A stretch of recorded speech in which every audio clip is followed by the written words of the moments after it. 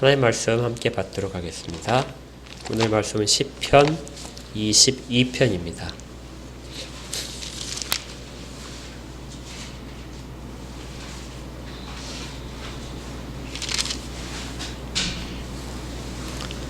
시편 22편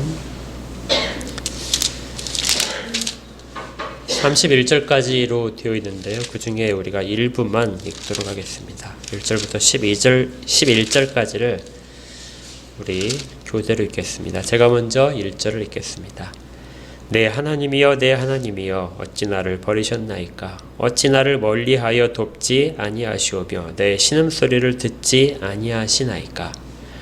내 하나님이여 내가 낮에도 부르짖고 밤에도 잠잠하지 아니하오나 응답하지 아니하시나이다. 이스라엘의 찬손 중에 계시는 주여 주는 거룩하시니이다.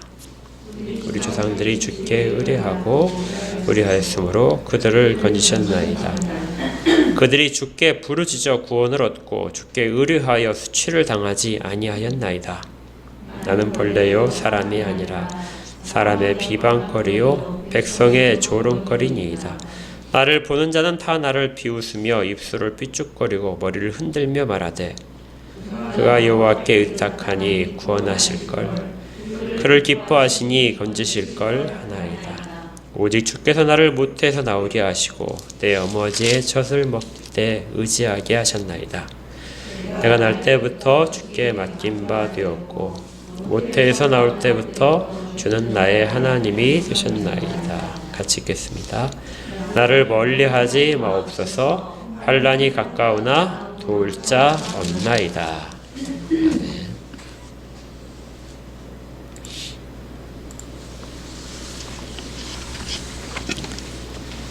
시편 지난주에 18편을 했었고요. 이제 오늘은 22편입니다. 22편은 우리가 읽어보시면 알겠지만 상당히 유명한 시편입니다. 특별히 메시아 시편 가운데에서도 우리 그리스도께서 당하시는 고난 이 부분에 있어서 주께서 직접 말씀하셨던 부분들이 여기에 등장을 하기 때문에 주께서 십자가상에서 시편에 있는 22편에 있는 내용들을 직접 말씀하신 것이 나와 있습니다. 그래서 22편은 시편 22편은 메시아 시편이다 이렇게 많이 이야기합니다. 또 22편과 23편, 24편까지를 묶어서 특별히 목자의 노래라고 이야기를 하기도 합니다. 그런데 목자라는 말은 23편에 딱 한 번만 나와요. 여호와는 나의 목자시니 내게 부족함이 없으리로다. 이렇게 한 번만 등장하는데 그런데 왜 이것을 목자의 노래냐 이렇게 이제 이야기를 했는지 궁금증이 드실 수 있어요. 여러 가지 좀 붙여진 이유가 있는데요. 다윗이 이스라엘의 목자입니다.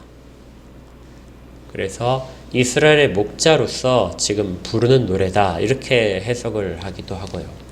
그리고 정말 가장 근원적인 목자 되신 우리 주님이 이 시편 말씀을 가지고 직접 말씀을 하셨기 때문에 목자의 노래다 이렇게도 말을 합니다. 하지만 이제 오늘 저는 여러분과 함께 시편 22편을 메시아 시편이 아니라 다윗의 시로서 그냥 읽기를 원합니다.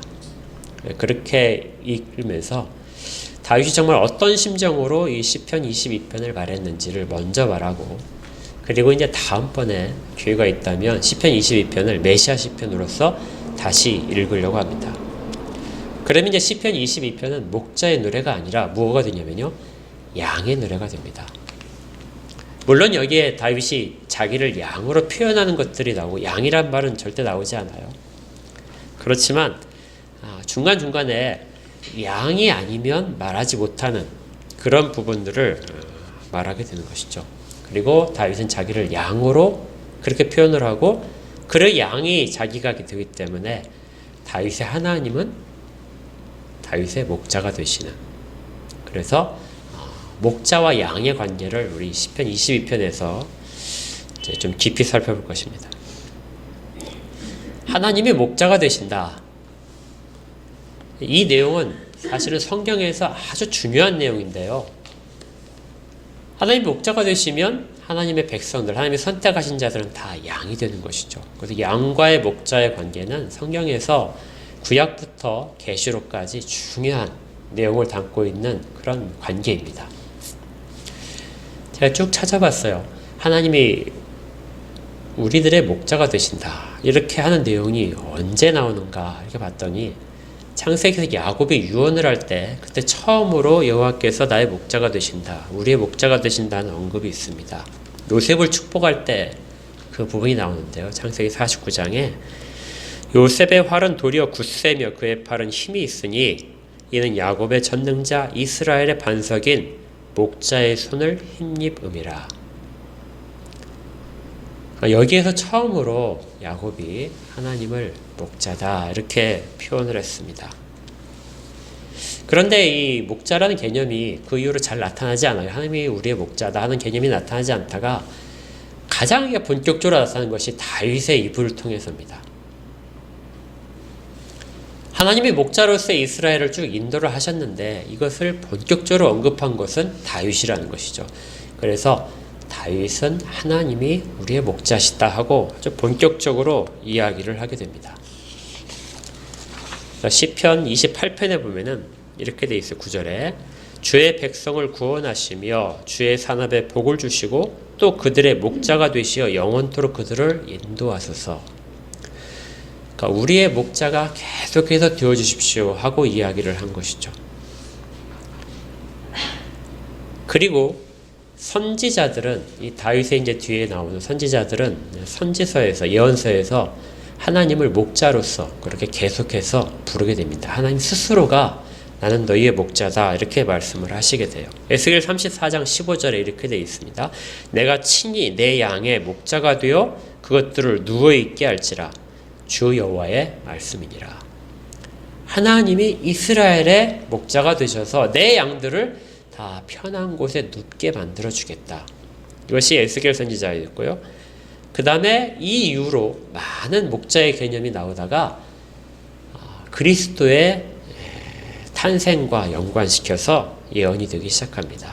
내가 한 목자를 그들 위에 세워 먹이게 하리니 그는 내 종 다윗이라 그가 그들을 먹이고 그들의 목자가 될지라. 다윗의 한참 후대에서 또 다른 다윗 하나를 세우실 텐데 그가 그들의 목자가 될 것이다. 그래서 그리스도를 목자로서 에스겔이 그렇게 예언을 했었습니다. 그리고 그 예언대로 마태복음에서 이렇게 되죠. 마태복음 2장 6절에 또 유대 땅 베들레헴아 너는 유대 고을 중에서 가장 작지 아니하도다. 댁에서 한 다스리는 자가 나와서 내 백성 이스라엘의 목자가 되리라. 그러니까 하나님께서 목자가 되심이 처음에 야곱의 고백으로부터 시작이 되었고 그것이 계속해서 선지자의 입을 통하여 등장을 하다가 결국 그리스도가 목자 되심으로 그렇게 나온다는 것이죠. 그래서 계시록에도 이 이미지가 그대로 나옵니다. 계시록 7장 17절에 이렇게 돼 있어요. 이는 보좌 가운데 계신 어린 양이 그들의 목자가 되사 생명수 샘으로 인도하시고 하나님께서 그들의 눈에서 모든 눈물을 씻어주실 것이다. 그러니까 계시록까지도 어린 양의 이미지가 목자로서 기억나시죠? 어린 양과 목자 이미지가 같이 겹쳐서 나온다고 그렇게 말씀을 드렸었습니다. 그런데 이 모든 성경의 기록 중에서 제가 볼 때는 시편 23편에 있는 여호와는 나의 목자시다, 내게 부족함이 없을 것이다 하는 고백이 가장 정점에 있는 것 같아요. 실제로 성경에서 여호와는 나의 목자시다 하는 고백이 딱 그곳에만 나옵니다.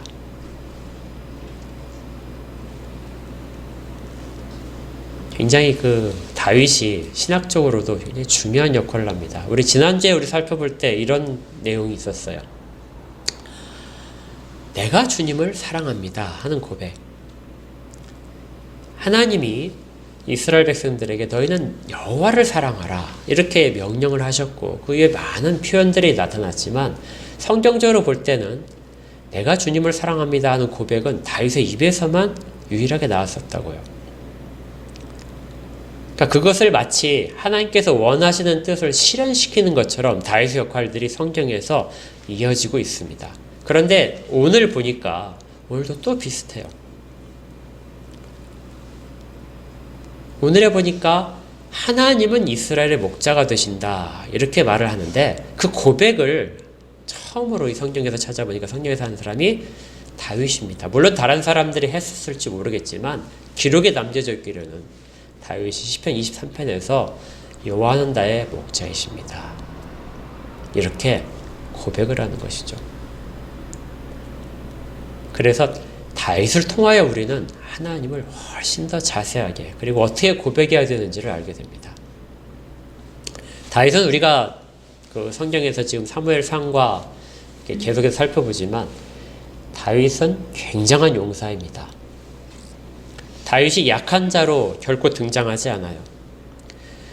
그래서 굉장히 그 골리앗을 물리칠 정도로 싸움에도 능하고 또 블레셋과의 전투에서 항상 승리를 하고 주변의 모든 적대 국가들을 다 정복하고 그런 용사 이미지가 강한 다윗인데 그런데 시편을 보게 되면 시편에서는 다윗은 매우 약합니다.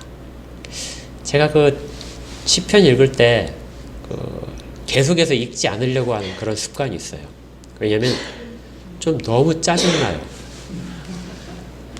계속해서 막 탄식을 했으면 그 다음에 이제 찬양이 나왔는데 그 다음에 또 바로 다음 이어지는 찬양에서 또 탄식이 나오고 괴로움이 나오고 고통 나오고 그 다음에 또 찬양으로 끝나고 또 읽으려면 또 다시 가는 것이죠. 그래서 정말 짜증이 납니다. 그래서 가끔 한 편씩 시편을 읽으면 굉장히 은혜로운데 계속 연결해서 읽으려면 좀 그래요. 그런데 이게 아주 중요합니다. 다른 성경에서 다윗은 매우 큰 용사인데 시편에서만큼은 정말 아무것도 하지 못하는 탄식하는 약한 자로 계속 나오는 것이죠. 그 탄식하는 약한 자의 모습의 가장 대표적인 것이 다윗이 스스로를 양으로 표현하는 것입니다. 이스라엘 백성들에게 그 양이라는 존재는 모든 가축 중에서 자기들 주변에 있는 모든 짐승 중에서 가장 약한 동물입니다. 혼자 힘으로는 사실은 아무것도 할 수 없는 거예요. 그 어떤 가다가 그 덩쿨에 걸리더라도 그 털 때문에 혼자 힘으로는 벗어나지도 못하고 그리고 맹수가 와서 그들을 공격하려고 하게 되면 무리를 지어서 그걸 피하거나 방어하려는 그런 모습도 보이지 못합니다. 아무것도 혼자 힘으로 할 수 없는 존재들이 바로 이스라엘의 양인 것이죠. 그런데 다윗이 지금 양의 입장에서 이 이야기를 하고 있는 것이 시편 22편입니다. 우리는 하나님 앞에서 용사가 되기를 항상 구해요. 그래서 굉장히 많은 일들을 우리가 감당을 하고 너끈하게 세상에서 승리를 거두기를 원합니다. 그런데 실제로 우리가 하나님 앞에서 발견해야 될 모습 중에 하나가 양이라는 모습이에요. 오늘 다윗이 어떤 상태로 그 이야기를 하고 있는지를 한번 천천히 살펴보기를 원합니다. 1절에 보니까 이렇게 시작되죠. 내 하나님이여 내 하나님이여 어찌 나를 버리셨나이까 어찌 나를 멀리하여 돕지 아니하시오며 내 신음소리를 듣지 아니하시나이까. 1절은 버림받은 상태에서의 다윗이 하는 절규입니다. 그냥 멀리 계신 것처럼 느껴지는 것이 아니라 완전히 버림받은 상태예요. 그래서 정말 버려졌다. 나는 버려진 존재입니다. 하고 그렇게 깊은 절망 속에 있습니다. 특별히 절망을 조금 더 깊게 만드는 것이 뭐냐면요. 1절에 처음 시작하는 내 하나님이여 내 하나님이여 하는 이야기입니다. 이 표현이 구약에서 여기만 딱 한 번 등장하죠. 아주 독특한 표현입니다. 내 하나님이여 내 하나님이여. 그런데 동일한 표현이 우리 주님께서 십자가상에서 마태복음 27장에서 이렇게 고백하신 게 있었죠. 십자가상에서 예수께서 크게 소리질러 이르시되 엘리 엘리 라마 사박다니.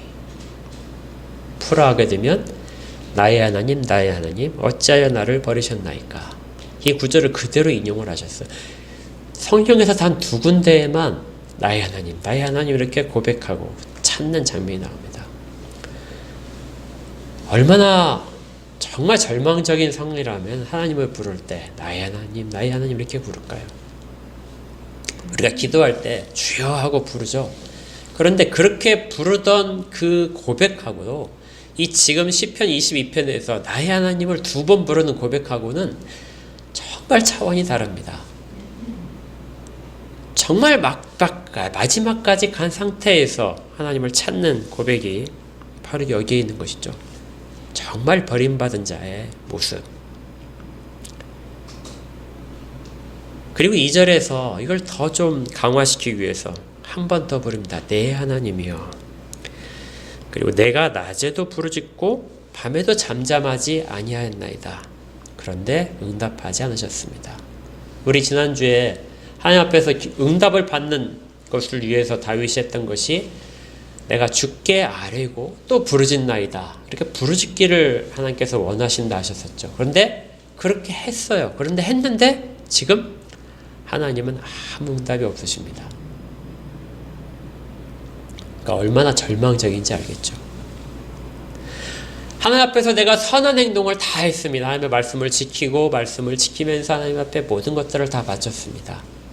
깨끗하게 살기 위해서 그렇게 노력을 했고 또 하나님께 부르짖기도 했습니다. 그런데 아무 응답이 없어요. 자, 이제 이런 상황에서 다윗이 그래도 신앙을 지키는 방법들이 나옵니다. 시편 18편보다도 훨씬 더 깊은 신앙의 내용들이 나옵니다. 그 방법이 3절부터 이어져요.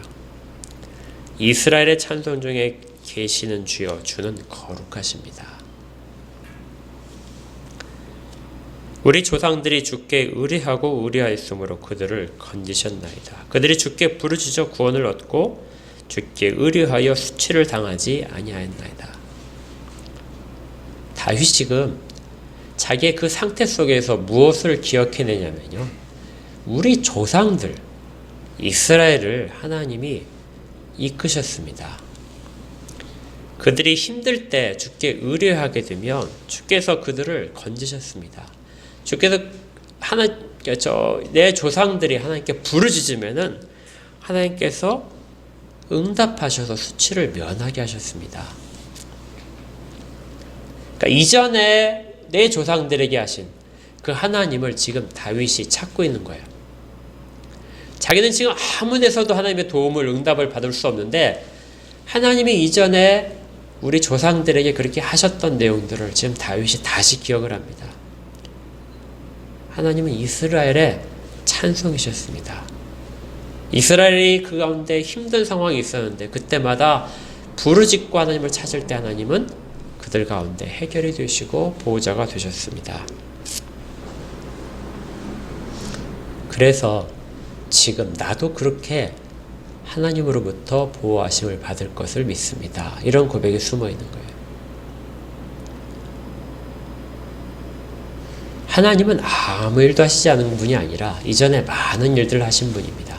그런데 그 이스라엘에게 하신 일들이 내 일과 같이 된다는 그 믿음이 있어야 하는 것이죠.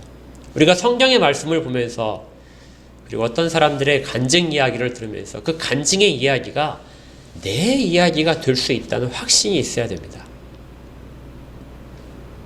성경의 이야기는 다윗이 겪은 이야기는 다윗에게만 끝나는 일일까요? 그것이 아니라 시편을 읽으면서 우리가 발견해야 되는 것은 다윗의 이러한 탄식과 그 탄식 끝에서 발견한 하나님의 위로와 보호하심과 승리를 회복케 하시는 것들이 바로 나의 일이 될 수 있다는 거예요. 그러한 믿음을 가지기 위해서 시편이 반복적으로 같은 내용들을 말하게 하는 것입니다. 부모의 입장에서도 마찬가지죠. 부모의 신앙이 자식들에게 이어져서 정말 바르게 이어진다면 자식이 어떤 힘든 일을 겪을 때 그들이 그런 식의 고백을 할 수 있을 것입니다. 나의 부모님의 신앙을, 나의 부모님의 찬송 중에 계셨던 주님, 지금 나의 찬송 중에도 있기를 원합니다. 다윗이 지금 그것을 붙잡고 있는 것이죠. 지금은 하나님께서 아무 응답이 없으시지만 하나님께서 이스라엘 백성 가운데 그렇게 임하셨던 것처럼 그렇게 나는 하나님이 응답하실 것을 기다립니다. 이런 고백을 하고 있습니다. 그런데요, 상황 여기에서 좋아지면 얼마나 좋겠습니까? 6절에 보니까 다시 다윗이 절망 속에 빠지게 돼요. 나는 벌레요 사람이 아니라 사람의 비방거리요 백성의 조롱거리니이다. 나는 벌레만큼 미천한 자가 지금 되고 있습니다. 사람들이 다 나를 경멸하고 조롱하고 있는 것으로 다시 되죠. 얼마나 낙심을 했으면 내가 벌레다 하고 이야기할까요? 그런데 그들의 조롱이 이렇게 됩니다. 나를 보는 자는 다 나를 비웃으며 입술을 삐죽거리고 머리를 흔들며 말하되 그가 여호와께 의탁하니 구원하실걸. 그를 기뻐하시니 건지실걸 하나이다. 이건 조롱이죠. 그가 여호와를 부르짖는다. 그럼 하나님이 그를 구하실걸? 어디 하나님이 구하시는가 보자. 하나님이 그를 기뻐하신다고 지가 이야기를 하니까 하나님이 너를 구하실 거지. 한번 우리가 옆에서 지켜봐 줄게. 이런 조롱을 하고 있는 겁니다. 이스라엘 백성 가운데 하나님이 이스라엘 구원하셨듯이 나도 이스라엘 가운데 있기 때문에 하나님이 여전히 나를 구원하실 거라는 믿음을 갖고 있는데 옆에 있는 조롱하는 사람들은 그렇다면 하나님이 너를 구원하실 걸. 근데 구원하시지 않잖아. 너는 이스라엘 가운데 포함된 자가 아니야 하는 얘기죠. 하나님은 너를 기억하시지 않아. 너는 하나님으로부터 정말 버림받은 거야.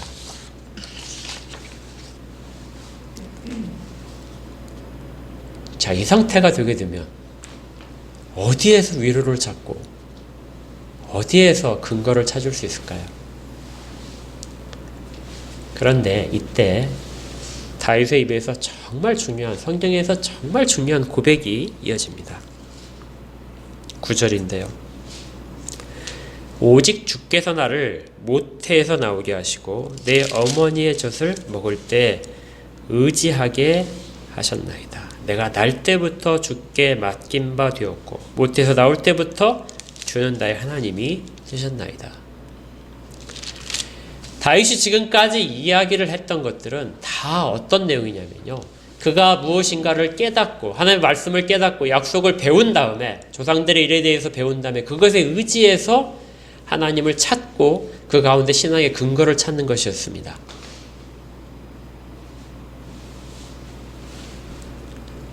그런데 다윗에게 있어서 다윗이 하나님을 인식하고 하나님을 인정할 때부터 다윗이 하나님이 아니었다는 것이죠.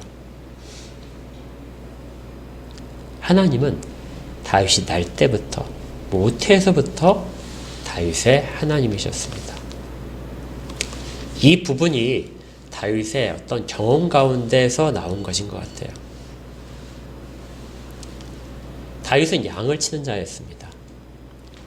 양을 치는 자가 양을 돌볼 때 어떻게 돌보죠? 양이 새끼를 잘 뵐 수 있도록 건강한 것끼리 교미를 시킵니다. 그리고 새끼를 뵌 양은 특별히 더 돌보게 되죠. 그리고 양이 새끼를 낳을 때 혹시라도 잘못될까봐 목자가 지키게 됩니다. 실제 저도 과거에 집에서 이제 저희 집이 돼지를 키울 때 돼지가 새끼를 낳으려면 그냥 돼지 그냥 놔두지 못해요. 돼지가 새끼 낳는 동안 계속 옆에서 지켜줘야 됩니다. 굉장히 피곤한 일이에요. 근데 그렇게 지키지 않으면 좋지 않은 일이 발생을 하게 돼요. 돼지가 어미가 이렇게 막 움직이다가 새끼를 낳은 다음에 깔아 뭉개기도 하고 그렇게 됩니다. 그래서 꼭 옆에서 지키고 있어야 돼요. 다윗이 이 양이 새끼를 낳을 때 그 새끼를 받기 위해서 옆에서 지키고 있었다는 경험을 이야기하는 것 같아요. 그렇다면 만약에 하나님이 목자시라면 나를 지금 하나님의 양이라고 부르고 계신다면 지금만 나의 양이에요. 자, 내가 하나님의 양이 아니라 내가 처음에 태어날 때부터 내가 기억하지 못하지만 하나님은 나를 받으셨다는 것이죠. 그리고 눈이 떠지지 않아서 어미의 젖을 먹지 못할 때 그 어미의 젖을 찾을 수 있도록 들어서 나를 어미의 젖에게 물려주셨다. 하나님은 그렇게 나를 지금까지 돌보셨다 하는 것입니다. 이것이 양과 목자의 관계이죠. 우리는 양과 목자의 관계를 지금 양이 푸른 풀밭을 찾아가고 싶은데 그 길을 모를 때 그 길을 찾아가도록 만드는 것이 목자라고 생각을 하고요. 목이 말라서 막 매할 때 그때 그 우물가로 양을 데려가는 것이 목자라고 생각을 해서 그 부분으로 하나님과 이스라엘, 하나님과 양의 관계, 하나님과 나의 관계를 그렇게 생각을 하는데요. 그런데 다윗이 모든 역경 속에서 정말 발견하는 하나님은 나의 존재를 내가 알기 전부터, 내가 하나님을 알기 전부터 하나님은 나의 하나님이셨습니다. 내가 하나님의 양이 아닌 때는 한 번도 없었습니다. 이 고백을 지금 하고 있는 것입니다. 그래서 제가 이것을 양의 노래라고 부르는 거예요. 여러분들 하나님을 언제 하셨습니까? 하나님이 나의 하나님이 되신 거 언제 하셨어요? 훨씬 지나서죠. 그런데 하나님은 나의 하나님이 되신 것이 훨씬 전입니다. 그 시간이 거슬러 올라가면 올라갈수록 우리가 하나님과의 관계에서 믿음이 더 깊어진 것입니다. 그렇다면 지금 아무리 사람들이 조롱을 하고 환경이 열악한다 할지라도 그 사실이 변하지 않겠죠. 왜냐하면 하나님은 우리가 겪은 어떤 경험을 통해서, 우리가 겪은 기적을 통해서 일하신 하나님이 아니라 처음부터 나의 하나님이시기 때문에 나의 이루어지는 모든 일들은 하나님이 목자가 되어서 만들어진 과정이라는 것입니다. 그러니 다윗이 어떻게 흔들릴 수 있겠습니까? 여러분도 이런 고백을 하실 수 있겠어요? 내가 정말 이 땅에 생명을 가지는 존재로서 처음 시작할 때부터 하나님은 나의 하나님이셨습니다. 우리 이런 고백도 성경에서 전해 보신 적이 있죠. 야곱이 그의 모든 인생을 다 겪은 다음에 그 모든 환난 속에서 그것들을 다 겪고 나온 다음에 고백할 수 있는 것이 내가 모태에서부터 하나님으로부터 받아졌습니다. 하나님은 나의 하나님에서 고백하는 것이 있잖아요. 이런 야곱의 고백처럼 다윗이 지금 고백하는 것, 이것이 모든 역경 속에서 아무런 도움이 없는 절망 속에서도 우리를 붙들고 있는 그 하나입니다. 하나님 한 번도 나의 하나님이 아니신 적이 한 번도 없다.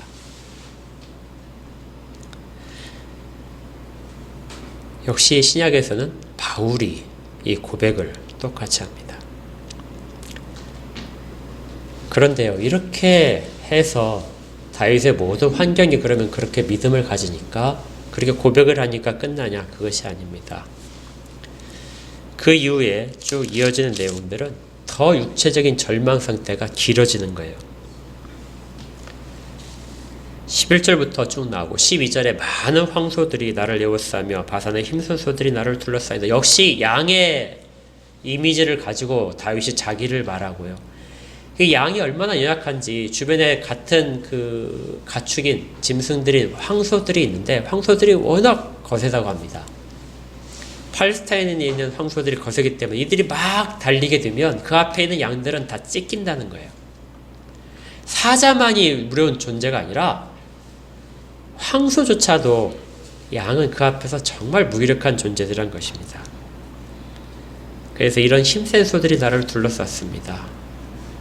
그리고 그 입을 벌리며 찢으며 부르짖는 사자 같으니라. 나는 물같이 쏟아졌으며 내 모든 뼈는 어그러졌으며 내 마음은 밀랍 같아서 내 속에서 녹았으며. 양이 짐승들 가운데서 이리저리 밟히는 모습을 그대로 하고 있습니다. 또한 그대로 끝난 것이 아니라 들개들이 양을 에워싸서 막 물어뜯어서 모든 뼈들이 다 흩어질 정도로 그렇게 되고, 가죽이 다 너덜너덜해질 정도로 이렇게 헤어진 상태를 지금 다윗이 육체적인 고통으로 표현을 하고 있습니다. 그리고 다시 다윗의 기도가 일어나죠.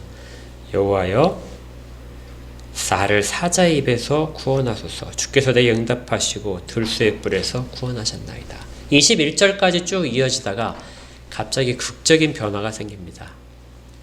계속해서 어려운 상황들이 반복되다가 21절에 단 한순간이에요.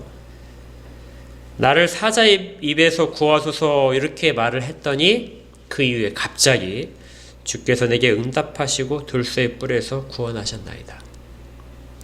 어느 순간에 구원이 임한 것입니다. 앞으로 열흘 후에 구원이 임하겠다. 열흘 후에 내가 너에게 찾아와서 응답하겠다. 이 모든 사정들을 내가 1년 후에 다 없애주겠다. 이것이 아니고요. 어느 순간에 아주 중요하게 이런 구원의 순간을 극적으로 맞이를 했다는 것입니다. 우리에게도 그런 회복의 순간은 한순간에 찾아올 수 있어요. 정말 아무 응답이 없고 하며 도우심이 아무것도 없다가도 어느 순간 찾아오기도 합니다. 다윗이 지금 그것을 경험했다는 것이죠. 그리고 나서 다윗의 찬양이 이어집니다. 22절부터가 이제 찬양인데요. 다윗이 내가 주의 이름을 형제에게 선포하고 회중 가운데서 주를 찬송할 것이다. 여호와를 두려워하는 너희여 그를 찬송할지어다. 야곱의 모든 자손이여 그에게 영광을 돌릴지어다. 다윗이 지금 이야기하고 있는 것은 다윗이 경험한 것들이 마치 자기가 힘든 가운데 이스라엘 가운데서 찾았던 것처럼, 이스라엘이 겪었던 일 속에서 자기가 위로를 받은 것처럼 다윗이 겪은 일이 다른 형제들에게서 위로를 받을 일이 될 것이다. 그들이 엄청난 고통 가운데서 하나님부터 버림받았다고 생각되는 그 순간에 누군가는 다윗을 기억하며 그 일에 대해서 위로를 받을 것이고 소망을 가질 것이다. 여러분들이 만약에 정말 깊은 절망 가운데서 있다면 언젠가 여러분들이 극적으로 회복된 것들, 그리고 그 고통의 시간 가운데 여러분이 가졌던 믿음의 내용들이 누군가에 가는 큰 위로의 것들로 하나님이 사용하실 것이라는 것입니다. 그러니 그 다음에 나오는 내용, 그러니 우리 다 같이 여호와를 경외하자. 처음부터 나의 하나님이셨던 분은 사실은 너희 형제들, 이스라엘 자손, 야곱의 자손들아, 너희의 하나님이시기도 하셨다. 24절입니다. 이거 같이 한번 읽어볼까요? 24절 시작. 그는 곤고한 자의 공고를 멸시하거나 싫어하지 아니하시며 그의 얼굴을 그에게서 숨기지 아니하시고 그가 울부짖을 때에 들으셨도다. 다윗이 버림받았다고 생각을 했지만 실제로 하나님은 다 보고 계시고 절대 숨기지 않으셨다. 그리고 그가 울부짖을 때 다 듣고 계셨다. 이것입니다. 결국 26절에 겸손한 자는 먹을 것이고 배부를 것이며 여호와를 찾는 자는 그를 찬송할 것이라. 너희 마음은 영원히 살지어다. 이런 고통을 겪고 나서 그의 영혼의 그 믿음의 하나님께서 그를 사랑하시는 모든 마음의 결과들이 영원히 살아날 것이다 하는 것입니다. 고난을 통하여 주님을 더 깊게 체험할 것입니다. 그리고 이것은 그 다윗이 자기의 동시대의 모든 사람에게만 하는 말이 아니라 모든 믿지 않는 사람들, 후대의 모든 사람들에게 전하는 내용이 됩니다. 30절에 후손이 그를 섬길 것이요 대대의 주를 전할 것이다. 와서 그의 공의를 태어날 백성들에게 전하며 앞으로 올 세대가 다윗이 겪은 이 일과 이스라엘이 겪었던 이 일을 통하여 그리고 많은 성도들이 겪었던 일을 통하여 하나님의 공의가 드러날 것이고 그것이 모든 이후에 이어질 백성들에게도 전해질 것이다. 자, 그 다음에 이 시편 22편에 가장 백미가 나옵니다. 가장 중요한 내용은 마지막에 이렇게 되는데요. 주께서 이를 행하셨다 할 것이다. 모든 내용들을 전하는 것 중에 가장 핵심 내용이 뭐라고요? 주께서 이를 행하셨다.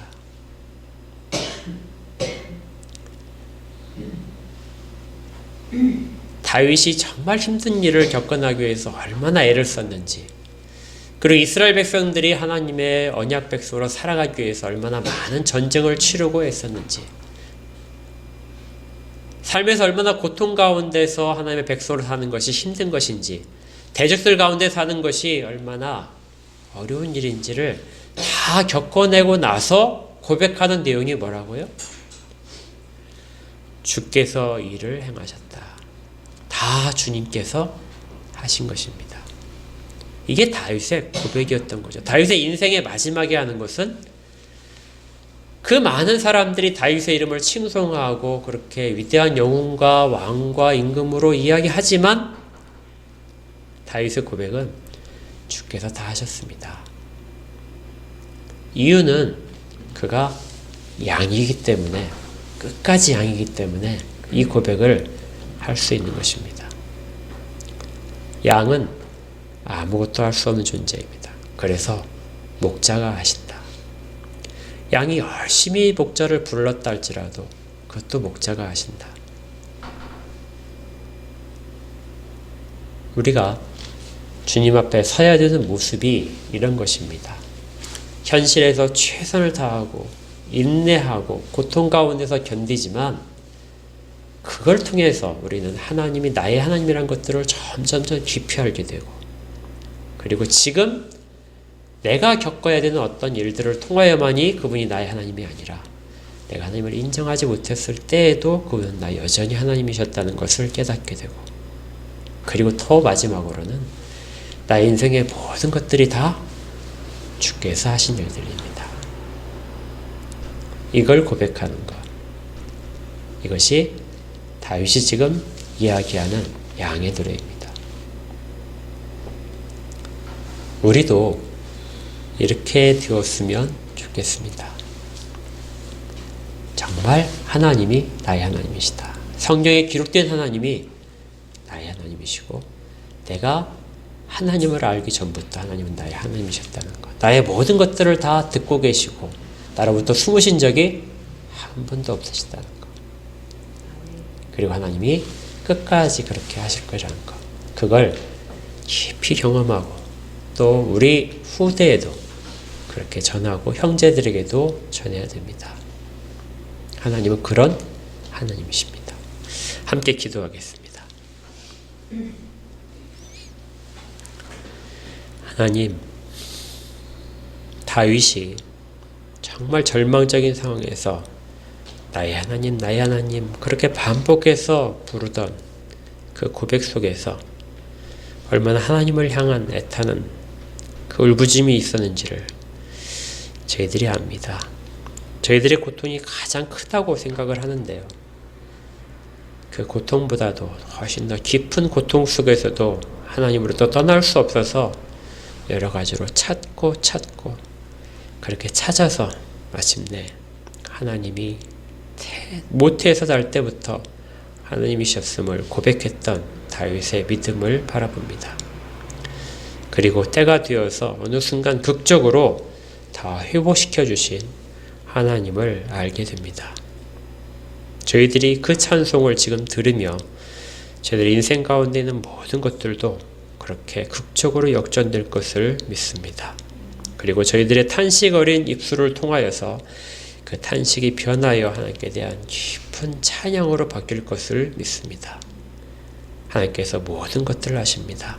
끝까지 저희가 양의 모습으로 남아있을 수 있도록, 그래서 하나님만을 목자로서 따라가도록 그렇게 저희들에게 늘 음성을 들려주시고 저희들을 인도하여 주시옵소서.